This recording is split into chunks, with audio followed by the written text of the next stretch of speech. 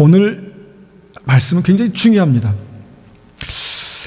이 컴퓨터가 진화하는 것처럼 우리의 믿음도 계속해서 발전되고 깊어지고 커지고 견고해지고 진화한다는 거 아시죠?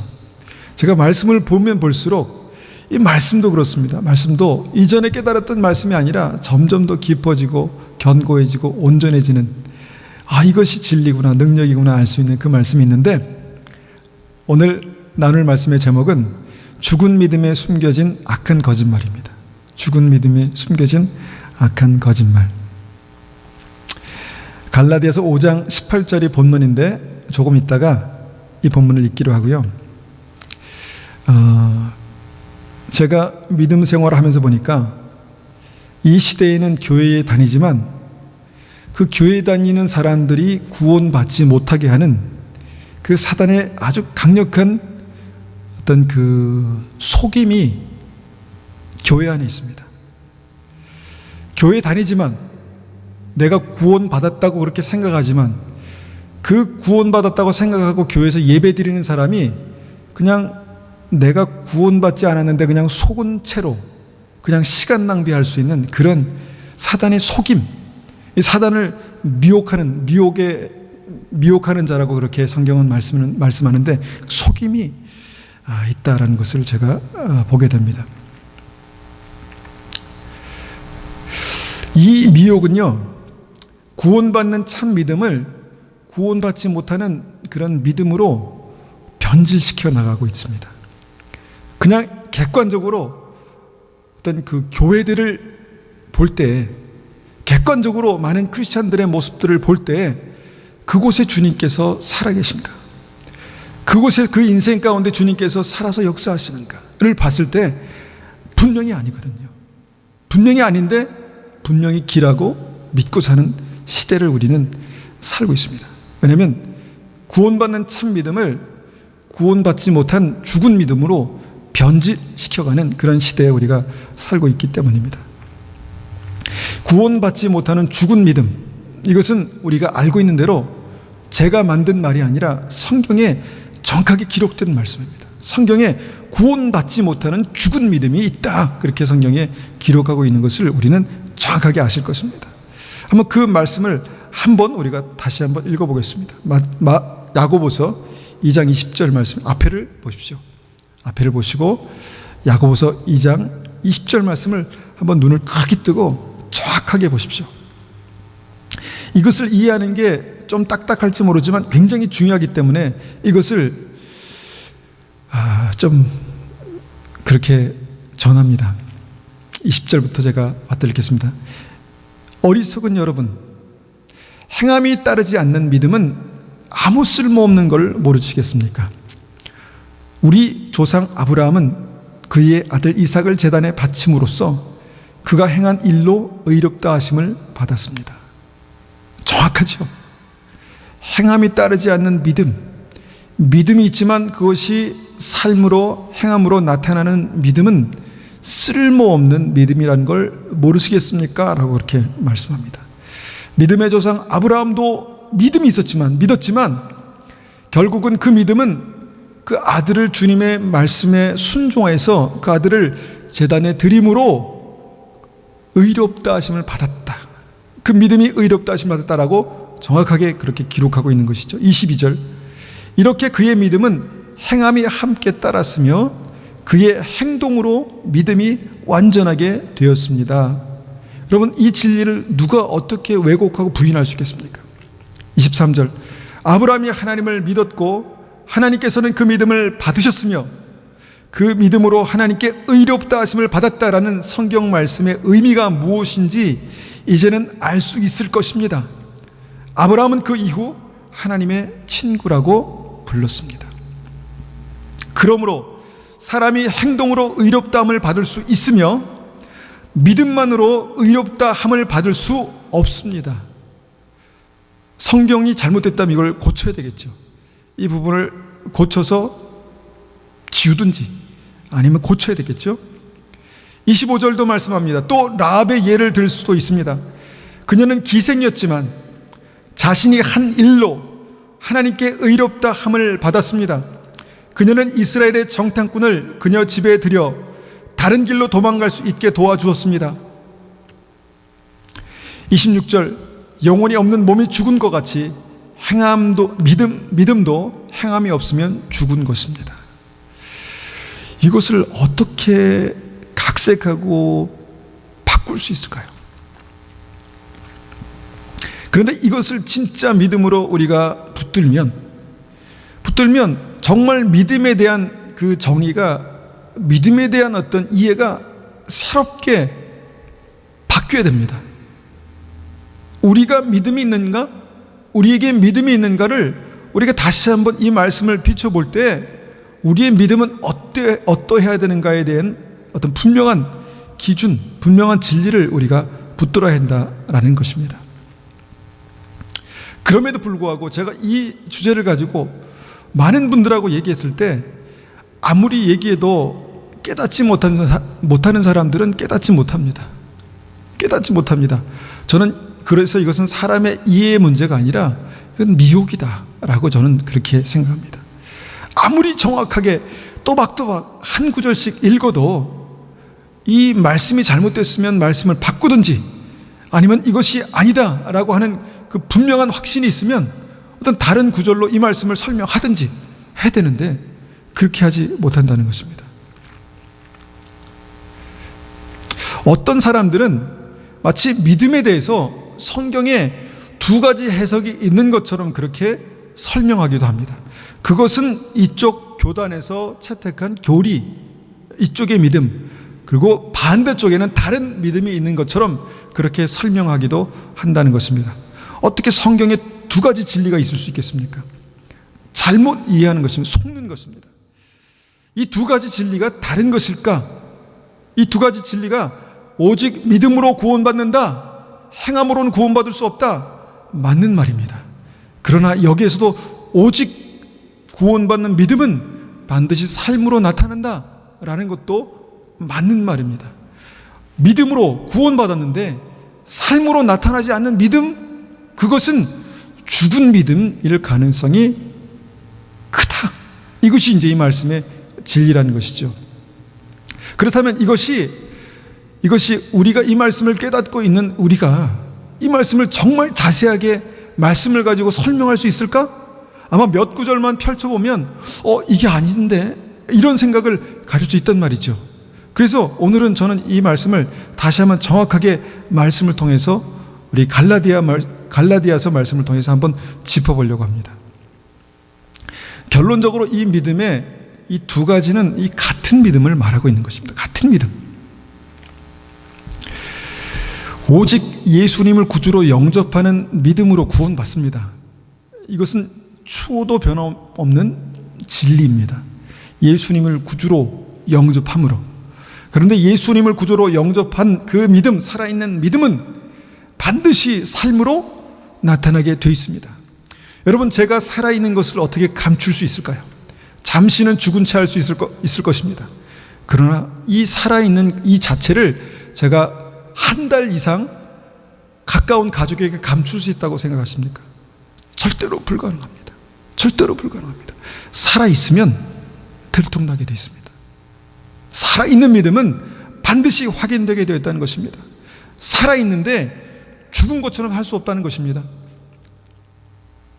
그런데 많은 사람들이 이 말씀을 교리의 틀 안에서 이해하려고 합니다.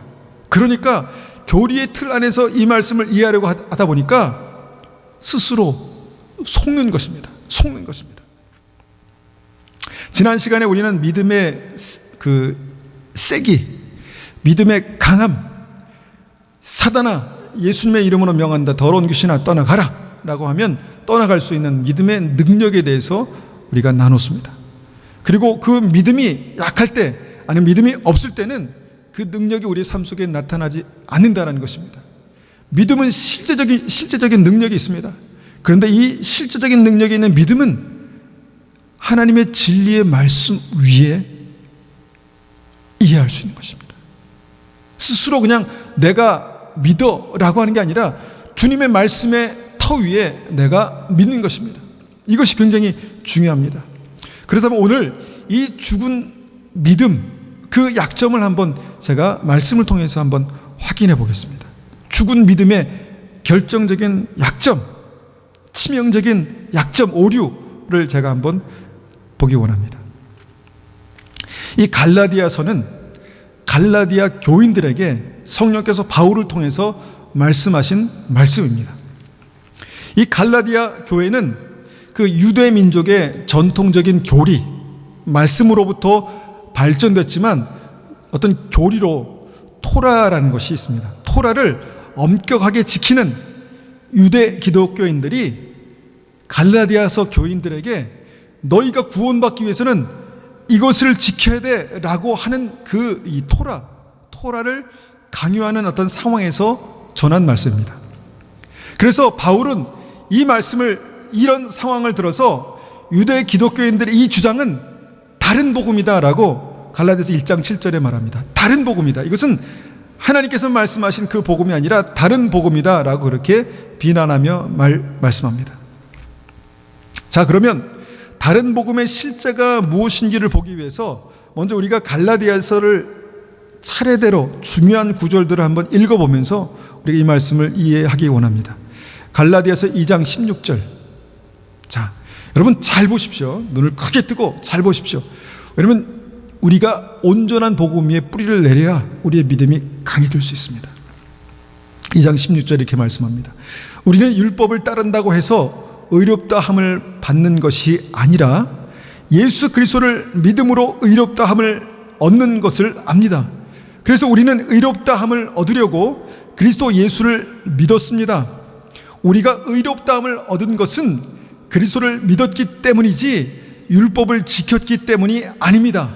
율법으로는 어느 누구도 의롭다함을 얻을 수 없습니다. 굉장히 중요한 진리입니다. 믿음으로 말미암아 우리가 구원을 얻는 것이지 율법을 지켰기 때문에 구원을 얻는 것이 아닙니다라고 강력하게 말씀하고 있습니다. 갈라디아서 3장 2절 3절도 같은 맥락에서 우리가 볼 수 있습니다. 한번 제가 읽어보겠습니다. 이 한 가지만 대답해 보십시오. 여러분은 어떻게 성령을 받았습니까? 율법을 지켜서 받았습니까? 아닙니다. 복음을 듣고 믿었기 때문에 받은 것입니다.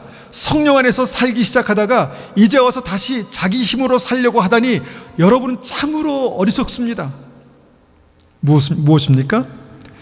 나의 힘으로는 구원을 이룰 수 없다.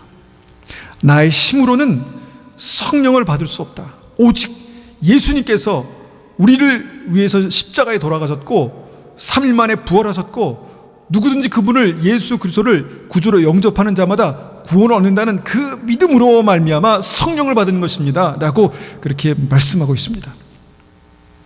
맞습니다. 정확한 말씀입니다. 5절 또 읽겠습니다. 여러분이 율법을 지켰기 때문에 하나님께서 성령을 주셨습니까? 아닙니다. 여러분이 율법을 지켰기 때문에 하나님께서 여러분 가운데 기적을 일으키셨습니까? 아닙니다. 하나님께서 성령을 주시고 기적을 일으키신 것은 여러분의 복음을 듣고 믿었기 때문입니다. 자, 믿음에 대해서 계속해서 강조하고 있습니다. 자, 9절, 10절, 11절도 제가 읽겠습니다. 아브라함이 이를 믿으니 그 믿음 때문에 복을 받았습니다. 누구든지 믿는 사람은 아브라함처럼 복을 받습니다. 그러나 율법을 의지하는 사람은 다 저주를 받습니다. 성경에도 이렇게 적혀 있습니다. 율법책에 적혀 있는 것을 다 지키지 않는 사람은 저주를 받는다. 율법을 통해서는 하나님으로부터 의롭다함을 얻지 못한다는 것이 분명합니다. 성경에 이렇게 적혀 있습니다. 의인은 믿음으로 말미암아 살 것이다. 그럼 지금 제가 말씀 가운데 강조하고 있는 것은 마치 아까 제가 처음에 읽었던 야고보서에서 행함이 없는 믿음은 죽은 믿음이다 라는 것을 정면적으로 그렇게 도전하고 반대하는 것처럼 느껴집니다. 여기까지 보면, 자, 의인은 믿음으로 말미암아 살 것이다. 우리가 어떤 율법을 지킴으로 말미암아 의롭게 되는 것이 아니다. 정확하게 성경은 이것을 강조하고 있습니다. 믿음이 얼마나 중요한가, 오직 믿음으로만 구원받는다, 이것을 정확하게 강조하고 있다는 것입니다. 율법을 지킴으로는 절대로 구원받지 못한다. 어떻게 보면 바울은 율법을 아주 혐오하는 사람처럼 그렇게 말씀하고 있습니다. 그러니까 그 이유가 뭔가 생각해 보면 다시 한번 갈라디아 사람들이 토라에 적힌 유대 관습법, 즉 율법을 지킴으로 구원받는다고 믿었기 때문에 그것이 아닙니다. 그것이 아니라 믿음으로 구원받는 것이지 율법을 지킴으로 성령 받고 율법을 지킴으로 구원받는 것이 아닙니다 라고 그렇게 말씀하고 있는 것이죠. 그런데 여러분, 바울이 갈라디아서에서 집중하고 비판하고 있는 이 구체적인 내용이 있다는 것입니다. 구체적인 내용이 있다는 것입니다. 이것을 현대 크리스천들이 놓치고 있습니다. 여기에서 이제 이 포인트에서, 이 시점에서 이 기독교의 미혹이 이제 시작되는 것입니다. 이 두 가지가 이게 마치 반대가 되는 것처럼 헛갈리는 것이죠. 다시 한번 갈라디아서 4장을 이제 보면 이런 논지로 이제 계속해서 말씀하는데 4장 21절 보면 여러분 가운데에는 모세의 율법 아래 있으려는 사람이 있습니다. 하나님의 은혜가 아니라 모세의 율법 아래 있으려는 사람이 있습니다. 도대체 누굴까요, 이런 사람들이? 말해보십시오. 여러분은 율법이 하는 말을 알지 못합니까? 라고 그렇게 아주 강하게 말씀합니다. 자, 갈라디아서 5장에서 이제 이 부분에 대해서 이제 점점점 깊이 있게 다루기 시작합니다. 5장 1절 보니까 그리스도께서 우리를 해방시키셔서 우리는 자유롭게 되었습니다. 그러므로 굳게 서서 다시는 율법의 종이 되지 마십시오. 나 바울의 말을 들어보십시오. 여러분이 할례를 받고 율법으로 돌아간다면 그리스도는 여러분에게 아무런 도움이 되지 못합니다. 내가 다시 모든 사람에게 경고합니다. 여러분이 만약 할례를 받는다면 여러분은 율법 전체를 지켜야 합니다. 여러분이 율법을 지켜 의롭다함을 얻으려 한다면 여러분은 그리스도에게서 끊어지고 하나님의 은혜에서 멀어지게 됩니다. 그러나 우리는 성령의 도우심을 받아 믿음으로 의롭다 여김을 받은 이 소망을 간절히 기다립니다. 우리가 그리스도 예수 안에 있다면 할례를 받았느냐 받지 않았느냐는 중요하지 않습니다. 중요한 것은 사랑으로 말미암아 나타나는 믿음뿐입니다. 여러분, 여기에 굉장히 중요한 포인트가 있습니다. 굉장히 중요한 포인트. 이 갈라디아 교인들이 지금 무슨 공격을 받고 있냐면 할례를 받아야지 구원받는다 라는 공격을 받았다는 것입니다. 예수를 믿지만, 하나님을 알지만, 하나님을 믿지만 할례 받았어? 그러면 구원받지 못해. 할례를 받아야지 구원받는 거야. 모세의 오경에, 모세의 그 율법에 할례를 받는 거에 대해서 말하고 있잖아. 그래서 할례를 받는 것이 구원이야. 받아야지 구원받을 수 있어 라는 공격을 받았다는 것입니다. 그래서 바울은 그것이 아니다. 할례를 받았느냐 받지 않았느냐 그것이 중요한 게 아니다. 오직 예수님을 나의 구주로 믿는 그 믿음, 그 사랑, 믿음만 우리를 온전히 구원하실 수 있는 하나님의 은혜다라고 말씀하고 있다는 것입니다. 여러분, 할례를 받아야 구원받을 수 있습니까? 아닌 거 아시죠? 아닌 거 아시죠? 지금 와서는 이것이 큰 문제가 되지 않습니다. 왜냐하면 지금은 그렇게 생각하고 있는 사람이 없기 때문에. 근데 당시에는 이게 굉장히 심각한 문제였습니다. 이방인들에게 복음을 전하면서 예수님을 믿으십시오 라고 말했는데 당신은 할례도 받아야 합니다 라고 그렇게 말했기 때문에 할례 받지 못하면 구원받지 못합니다 라고 말하고 있기 때문에 그것이 아닙니다. 예수님을 구주로 믿는 믿음이 구원받는 믿음입니다 라는 것을 말씀하고 있는 것입니다. 이것이 갈라디아서에서 계속해서 강조하고 있는 내용의 핵심 부분입니다. 11절 12절도 한번 보겠습니다. 형제들이여, 나는 할례를 받아야 한다고 가르치지 않습니다. 내가 할례를 가르친다면 어째서 아직도 박해를 받겠습니까? 내가 지금까지 할례를 가르쳤다면 십자가를 전하는 어려움도 사라졌을 것입니다. 십자가와 할례를 같이 가르쳤다면 내가 십자가만 전하는 내가 욕먹지 않았을 것입니다. 그런데 나는 할례를 지금 말하지 않고 있기 때문에, 할례를 꼭 받아야 된다고 말하지 않기 때문에 지금 핍박을 당하고 있는 것입니다. 이 말씀을 하고 있는 것입니다. 여러분, 바울이 심한 말도 합니다. 12절 보니까 여러분을 어지럽히는 사람들은 차라리 스스로 고자가 되어버리는 것이 좋겠습니다. 고자란 단어는 집에 가서 찾아보십시오. 그 그 생각을 가지고 어지럽히는 사람들은 차라리 고자가 되었으면 좋겠습니다. 차라리 죽어버렸으면 좋겠습니다. 얼마나 답답했으면 이런 표현을 쓸까요? 즉 할례를 받아야 구원받는다고 가르치는 그 가르침은 정말 잘못된 것입니다. 이것이 바울이 피를 토하면서 외쳤던 이 복음입니다. 그럼 이 시점에서 한번 생각해 봅니다. 그렇다면 이 율법, 지금 바울이 지적하고 있는 이 율법의 문제는 지금 우리에게 어떻게 적용할 수 있을까? 우리는 할례 상관없잖아요. 할례와 상관없습니다.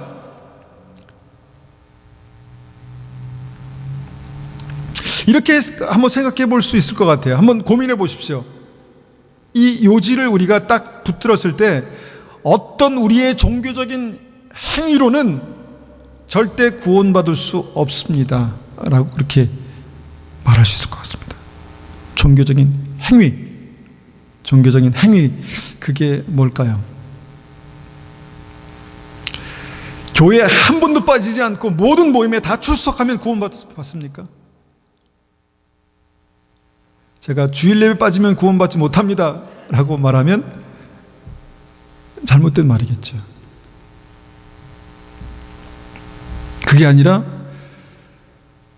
신령과 진리로 드리는 예배는 구원받은 믿음의 사람들이 드릴 수 있는 예배입니다.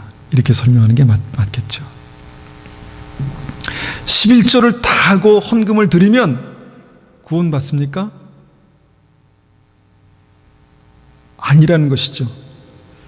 그런데 믿음이 있고 주님을 나의 구주로 섬기는 분들은 그 주님께 드리는 헌물을 내가 내 마음에 가장 소중한 것을 드리는 산 제물의 일부로 그렇게 드리는 것이죠. 그것을 헌물이라고 그렇게 말합니다. 그러니까 문제는 뭐냐면 내가 드리는 이 모든 것이 내가 하나님과 관계 속에서 내가 드리는 모든 삶이 종교적인 행위에 있느냐 아니면 믿음에 있느냐, 이것을 구분짓는다는 것이죠. 여러분, 할례를 받으면 구원받지 못합니까? 그건 또 아니죠. 구원받는 믿음의 사람이 그냥 할례를 받았습니다. 그럼 구원받지 못하는 거 아니죠. 아닙니다. 주일 예배 빠지면 구원받지 못합니다 라고 말하면 잘못된 거고, 11조하고 헌금이 없으면 구원받지 못합니다 라고 말하는 것은 잘못된 거지만, 하나님께 드리는 예배는 우리가 하나님께 드리는 거룩한 기뻐하시는 산 제물로 드리는 것입니다. 이것이 하나님 기뻐하시는 영적 예배입니다 라고 이해하면 되는 것입니다. 그러니까 똑같은 상황이 종교적으로 율법적으로 해석하느냐, 똑같은 상황을 믿음 안에서 보느냐, 이것이 다른 것이죠. 이것이 다른 것입니다. 할례 받아도 구원받습니다. 그러나 할례 받아야 구원받는다고 말하는 이것이 잘못됐다고 바울이 피를 토하며 말하고 있는 것입니다. 어떤 그 행위가 무엇에 기초를 두고 있느냐의 문제인 것이죠. 행위가 무엇에 기초를 두고 있느냐, 그 행위가 앞서 말한 것처럼 믿음에서 출발했느냐, 아니면 그 행위가 믿음을 얻기 위해서 출발했느냐. 다시 말씀드리면 그 행위가 구원에서 출발했느냐, 아니면 그 행위가 구원을 받기 위해서 출발했느냐, 이게 다른 문제라는 것이죠. 이해하시겠죠?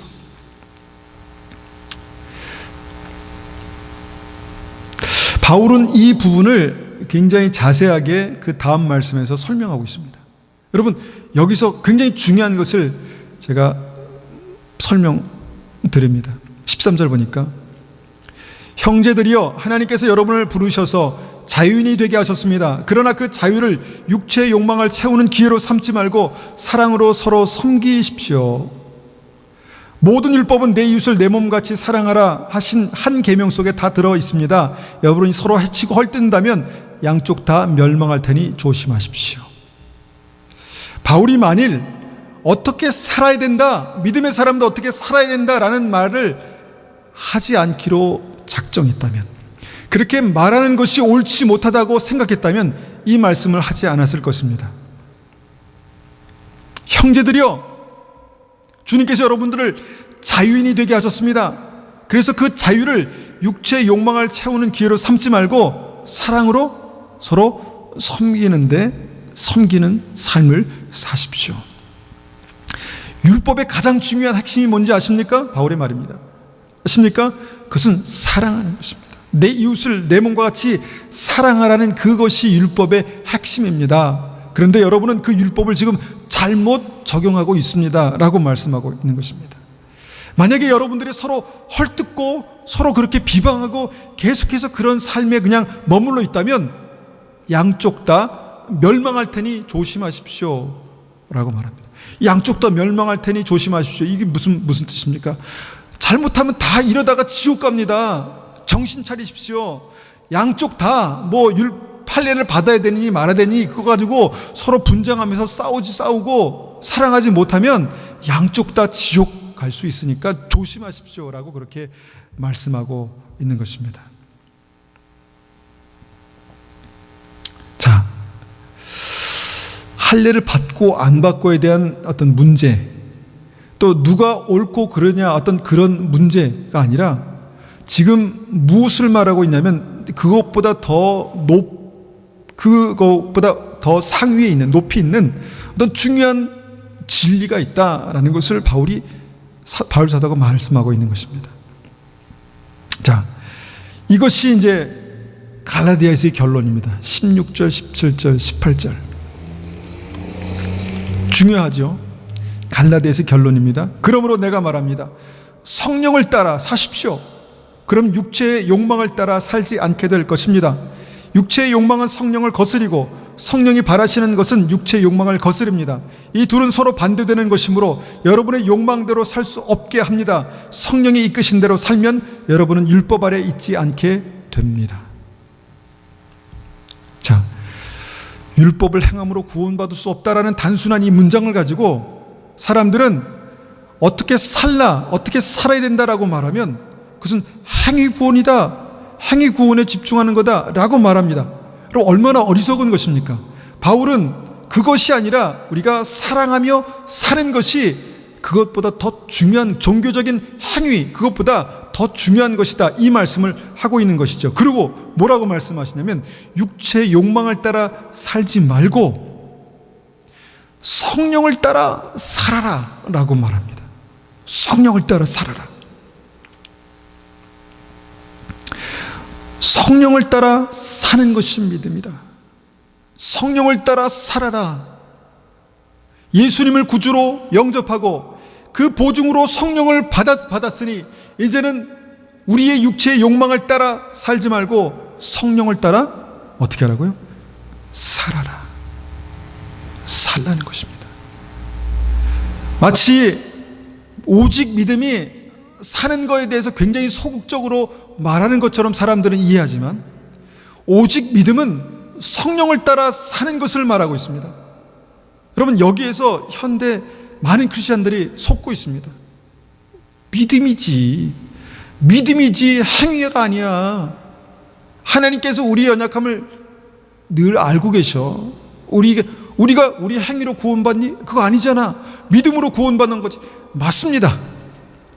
그런데 그 믿는 사람, 예수님을 구주로 영접하고 성령께서 그 안에 계시는 사람은 성령을 따라 살아가야 하는 믿음의 책임이 있습니다. 이것을 우리가 무시한다면, 이것을 버린다면 우리는 믿음의 굉장히 중요한 부분을 버리게 됩니다. 만약에 주님께서 분명하게 이렇게 말씀하고 있는데도 나는 믿음으로 구원받았어, 나는 이제부터는 하나님께서 주신 그 자유를 누리면 살 거야 라고 하면서 육체의 욕망을 따라서 계속해서 살아간다면 어떻게 될까요? 죽기 전까지, 주님께서 오시기 전까지 육체의 욕망을 따라서 계속해서 산다면 내가 그때 믿음으로 영접하고 구원받았어 라는 그 믿음 하나로 계속 살면서 육체가 이끄는 대로, 육체의 욕망대로 계속해서 살아간다면 여러분, 그 구원이 어떻게 될까요? 누가 그 구원을 보장할 수 있겠습니까? 율법의 행위로 절대로 구원받을 수 없다. 오직 믿음으로 구원받을 수 있다. 이 말씀은 믿음으로 성령을 따라 살아라 라는 말씀입니다.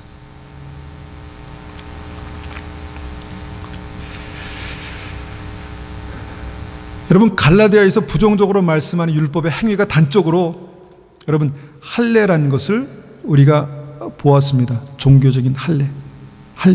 이것이 율법의 행위의 핵심입니다. 핵심. 그 할례를 우리가 어떻게 지금 해석하느냐가 이게 중요한 것이죠. 근데 그 해석이 마치 믿는 사람들이 믿음을 가지고 어떻게 살아야 되는 책임까지 완전히 등한시하는, 버리는 그런 삶이 믿음이다라고 이해하면 안 된다는 것이죠. 여러분, 그런 성령을 따라 믿음 안에 살 때 그 믿음이 더 온전해지는 것입니다. 온전해지는 것입니다. 강해지는 것입니다. 더 친밀해지는 것입니다. 풍성한 열매를 맺게 되는 것입니다. 성령을 따라 믿음 안에 살 때 풍성한 열매를 맺게 되는 것이죠. 여러분, 바울은 이 말씀에 대해서 굉장히 확신 있게 말씀합니다. 19절에 보겠습니다. 19절. 육체가 하는 일은 분명합니다. 곧 음행과 더러움과 음란과 우상 섬기기와 마술과 미움과 다툼과 질투와 화내기와 이기심과 편가르기와 분열과 시기와 술 취하기와 흥청거리는 잔치와 같은 것들입니다. 전에도 경고했지만 다시 경고합니다. 이런 일을 하는 사람은 하나님 나라에 들어가지 못합니다. 여러분, 이것을 전체를 처음부터 끝까지를 쫙 연결해서 이해해 본다면, 여러분, 율법의 행위로는 구원받지 못합니다. 그래서 믿음으로 구원받습니다라는 말이 이 말로 어떻게 결론을 맺겠습니까? 경고합니다.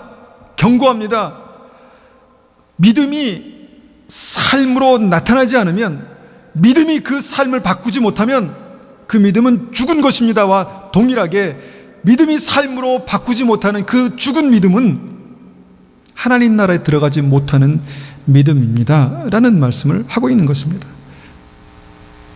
여러분, 우리가 미워하면 지옥 갑니까? 미워하면? 한번 다투면 지옥 갑니까? 우리가 한번 질투하면 지옥 가나요? 그 말씀은 아닙니다. 그 말씀이 아닙니다. 그렇지만 예수님을 구주로, 성령께서 우리의 삶의 구주로 계시고 성령을 따라, 성령의 인도하심을 따라 살려고 고민하고 발버둥치는 사람들은 다른 사람을 미워하는 일에 대해서, 질투하는 일에 대해서, 화내는 일에 대해서, 아주 이기적인 삶에 대해서, 편가르고 분열하는 그 삶에 대해서 고민한다는 것입니다. 회개하고 변화되고, 그러면서 어떻게 되는지 아십니까? 회개에 합당한 열매를 맺게 됩니다. 믿음에 합당한 열매가 생기게 됩니다. 여러분, 이것이 바로 성령의 열매입니다. 성령의 열매. 믿음은 생명입니다. 우리 안에 생명이 들어와서 본 어게인 하면, 구원받는 믿음이 우리 안에 생기면 반드시 그 생명은 살아있는 그 증거로 나타나게 됩니다. 제가 살았는데 제 주위에 제 아내가 일주일 동안 제가 살았는지 죽었는지를 확인할 수 없다면 죽은 것입니다. 분명히 죽은 것입니다.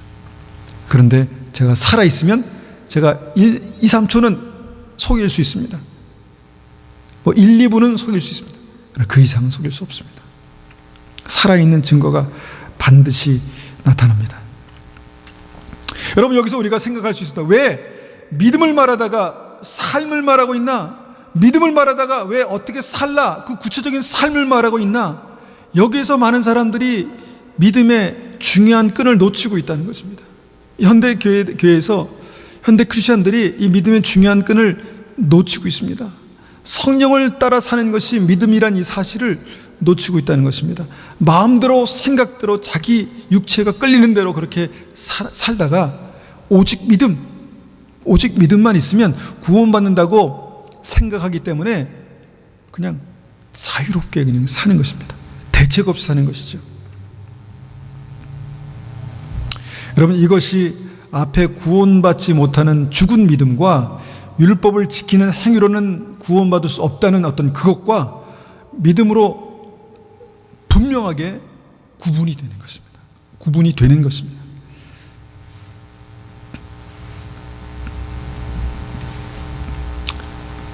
다음 말씀 보겠습니다. 여러분, 이 갈라디아에서 이제 이 성령의 열매가 나오는 것입니다. 성령의 열매. 22절 봅니다. 그러나 성령의 열매는 사랑과 기쁨과 평화와 오래 참음과 자비와 착함과 성실과 온유와 절제입니다. 이런 것들을 금지할 율법이 없습니다. 그리스도 예수께 속한 사람은 자기 육체를 정욕과 욕망과 함께 십자가에 못 박았습니다. 우리가 성령으로 새 생명을 얻었으므로 성령을 따라 살아야 합니다. 여러분, 성령의 이 9가지 열매가 우리의 생각에서만 머물러 있는 것들입니까? 오래 참는 것이 우리 생각에서만 있습니까? 자비가 우리 생각에서만 있을까요? 착한 성실함, 온유 절제가 우리 생각 속에서만 있을까요? 마음 속에만? 아닙니다. 삶으로 나타나는 것입니다. 삶으로 열매 맺는 것입니다. 삶의 변화가 나타나는 것입니다. 살아있는 증거로 나타나는 것이죠. 이것을 주님은 이 비결, 이 믿음의 비결을 성령을 따라 살아라 라고 이렇게 말씀하고 있습니다. 성령을 따라 살아라. 율법을 따라 사는 것이 아니라 성령을 따라 살아라. 뭔가 비슷하게 보이니까 사람들이 자꾸 혼동하는 것이죠. 율법을 따라 사는 것이 아니라 성령을 따라 사는 것이다. 여러분, 이 차이점을 아시겠습니까?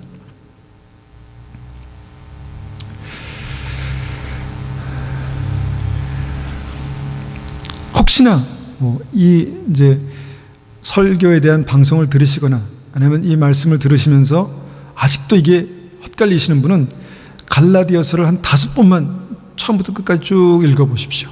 무엇이 율법의 행함인지 무엇이 믿음인지를 정확하게 알 수 있습니다. 그러나 한 구절만 딱 보면 혼동됩니다. 한 구절만 보면 혼동됩니다. 여러분, 성령을 따라 사는 것이 이 믿음의 비밀입니다. 지금 여기서 말씀하고 있는 믿음의 비밀, 성령을 따라 살아라. 성령께서 우리 안에 계시잖아요. 말씀하시잖아요. 인도하시잖아요. 그런데 계속해서 무시하고 덮어두고 주님께서 말씀하실 때 내가 듣지 않고, 이게 아니라 성령께서 말씀하실 때 듣고 성령을 따라 사는 것이 믿음이다라는 것이 바울의 이 복음의 핵심입니다. 여러분, 성령을 따라 살기 위해서는요, 성령을 따라 살기 위해서는 여러분 굉장히 중요한 것이 한 가지 있습니다. 중요한 것이 있습니다. 그게 뭐냐면 바로 순종입니다. 믿음의 조상 아브라함이 하나님의 음성을 따라 성령을 따라 살아갈 때 가장 중요한 핵심이 뭐였습니까? 순종이었습니다. 이스라엘 백성들이 믿음을 따라 살아갈 때, 구원받는 믿음을 따라 살아갈 때 정말 가장 중요한 핵심이 무엇이었습니까? 순종이었습니다. 한번 볼까요? 히브리서 3장 18절 19절. 히브리서 3장 18절 19절. 지금 우리는 기독교의 가장 중요한 핵심, 이 믿음에 대해서 아주 선명하게 볼 수 있는 말씀들을 보고 있습니다. 히브리서 3장 18절 19절. 하나님께서 약속의 땅인 안식처에 결코 들어오지 못할 것이라고 누구에게 맹세하여 말씀하셨습니까? 그에게 순종하지 않는 사람들을 두고 하신 말씀이 아닙니까? 우리는 그들이 믿지 않았기 때문에 하나님께서 약속하신 안식처에 들어가지 못했다는 것을 알 수 있습니다. 자, 갑자기 순종에 대해서 말하다가 다음 절에서 갑자기 믿음에 대해서 말하는 이유가 뭘까요? 이 믿음과 순종이 같은 것이다라는 것입니다. 믿음의 조상 아브라함은 순종함으로 그 믿음이 온전해졌기 때문에, 이스라엘 백성들은 믿음이 있다고 했지만 하나님이 전능하심을 알고 있었지만, 지식으로 알고 있었지만 순종 안 했기 때문에 들어가지 못했는데, 그 순종하지 않았던 그 삶을 믿지 않았기 때문에 라고 그렇게 말씀하고 있다는 것입니다. 그러니까 다시 말하면 갈라디아에서 말씀하는 성령을 따라 사는 것이 믿음이다 라고 말씀하고 있는 것이죠. 여러분, 불순종은 성령을 따라 살지 않는 것입니다. 불순종은 성령을 따라 살지 않는 것입니다. 구원받지 못하는 죽은 믿음은 성령을 따라 살지 않는 것입니다. 우리 안에 말씀하시고 깨닫게 하시는 그 성령을 따라 살지 않는 것이 구원받지 못하는 죽은 믿음입니다. 여기서 우리는 말씀을 우리의 삶 속에 적용해서 비춰봅니다. 나는 구원받은 산 믿음을 가지고 있는가? 성령께서 나에게 말씀하시고 나는 믿음으로 성령을 따라 살고 있는가? 성령을 따라 살고 있는가? 이것이 믿음이라는 것입니다. 여러분, 성령을 따라 사는 것이 애매하지 않습니다. 애매합니까? 애매하지 않습니다. 말씀과 함께 역사하시는 성령님을 우리는 알기 때문입니다. 말씀은 성령의 검입니다. 그래서 우리가 말씀을 읽는 것입니다. 말씀을 듣는 것입니다. 믿음은 들음에서 나는 것입니다. 왜냐하면 듣고 읽고 묵상하고 성령을 따라 살기 위해서 믿음이 들음에서 나는 것입니다. 말씀이 성령의 검인 것이죠. 예. 그러므로 성령을 따라 사십시오. 성령을 따라 사십시오. 여러분, 이게 이 믿음의 가장 중요한 핵심입니다. 이것을 알고 있으면 야고보서도 이해할 수 있고 로마서도 이해할 수 있고 요한복음 3장 16절도 이해할 수 있고 히브리서 6장도 이해할 수 있습니다. 다 이해할 수 있습니다. 다 이해할 수 있습니다. 두 개로 갈라진 것이 아니라는 것이죠. 믿음이 두 가지가 있는 것이 아니라는 것입니다. 예수님을 구주로 영접한 사람은 성령을 보증으로, 구원의 보증으로 받고 성령이 그 안에 계시고 살아있는 그 믿음의 사람은 성령을 따라 산다는 것입니다. 그럴 때 믿음의 열매가 그의 삶 속에 성령의 열매가 맺힌다는 것입니다. 구원의 확실한 증거로 나타난다는 것입니다. 이것이 행위로 구원받을 수 없는 그 이 행위와 오직 믿음으로 구원받는다는 그 믿음이 무엇에서 혼동되었는지를 정확하게 이해할 수 있는 말씀입니다. 미워하면 다 지옥 가는가? 아닙니다. 그러나 주님께서 미워하지 말라고 말씀하시는데도 내가 계속해서 미워하고 불순종한다면 이거는 순종하는 것이 아닌 것이죠. 계속해서 끝까지 내 증오와 미움을 내가 버리지 못하며 내가 그것을 그냥 내 음식으로 밥 먹듯이 그렇게 살고 있다면 성령의 열매는 없는 것이죠. 성령을 따라 사는 삶은 없는 것이죠. 그렇지 않습니까? 이것이 다른 것입니다. 이것이 다른 것입니다. 믿음이 내 미움을 사랑으로 바꿀 능력이 있을까요? 없을까요? 믿음이 내 증오를 이해로 긍휼한 마음으로 바꿀 수 있을까요? 없을까요? 믿음이 내 모난 성격을 바꿀 수 있을까요? 없을까요? 믿음이 내 다툼을 화해와 이해로 바꿀 수 있을까요? 없을까요? 거기에서 진짜 믿음이 증명되는 것입니다. 증명되는 것입니다. 믿고 나서 나몰라라다 포기하는 것은 죽은 믿음에 가깝습니다. 죽은 믿음에 가깝습니다. 그래서 다시 한번 결론적으로 말씀드립니다. 오직 믿음은 단지 하나님에 관한 지식에 대해서 지적으로 동의하는 것이 아니라 성령을 따라 사는 것입니다. 왜냐하면 예수님께서 우리의 구주가 되신다고 고백하고 그 주님을 나의 구주로 영접했기 때문에 그렇게 믿음은 성령을 따라 사는 것입니다. 우리가 다시 한번 이 말씀을 가지고 기도하겠습니다. 어떻게 보면 좀 딱딱하고 또 어려운 말씀일 수 있지만 여러분, 이 믿음을 꼭 붙들어야지 미혹당하지 않을 수 있습니다. 미혹당하지 않을 수 있습니다.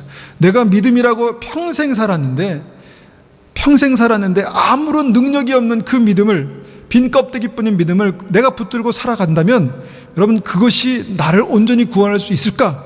성경은 그 믿음이 죽은 믿음이다 라고 말씀하고 있기 때문에 우리는 이 말씀의 진리를 꼭 붙들어야 하는 것입니다. 우리가 한번 같이 이 말씀을 가지고 하나님 앞에 기도하시겠습니다.